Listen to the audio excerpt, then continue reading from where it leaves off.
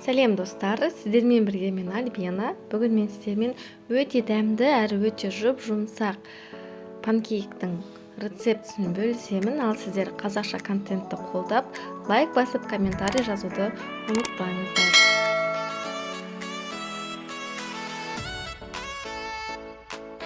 Олай болса бастаймыз. Әуелі құрғақ ыдысымызға 2 жұмыртқаны саламыз және оның үстіне 2 ас қасық құмшекерімізді саламыз.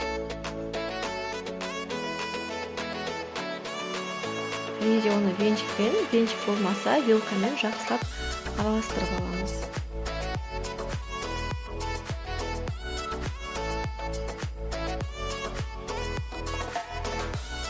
Және де осы қоспаның үстінен бөлме температурасындағы айранымызды қосып, тағы да 1 келі масса болғанша жақсылап араластырамыз.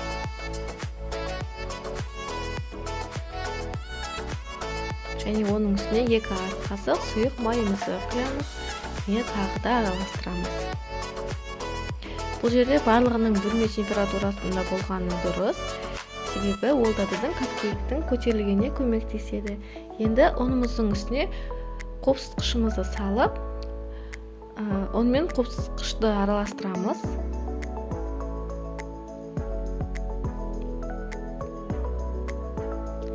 Және оның алдындағы массаға еліктен өткізіп саламыз.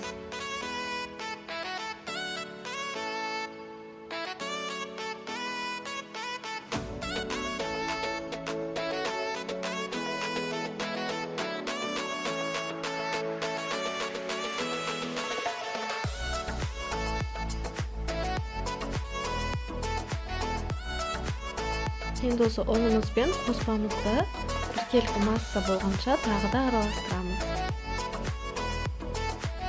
Міне осымен біздің қоспамыз дайын. Енді бұл қоспаны 10-15 минутқа жылы жерге қойып қоямыз.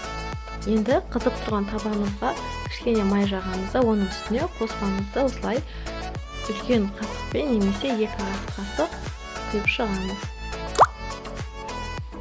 Видеодағыдай бетіне майда көпіршіктер, майда тесіктер пайда болғанда осылай екінші жағына аударамыз. Және оны да тағы да бір 20-30 секундтай ұстап тұрамыз. Осымен мен сізге екіншісін тағы да көрсетейін. Оны да дәл осылай құйып аламыз да 30-40 секундтай ұстап тұрамыз. Және бетінде видеодағыдай майда көпіршік тесіктер пайда болғанда екінші жағына аударамыз.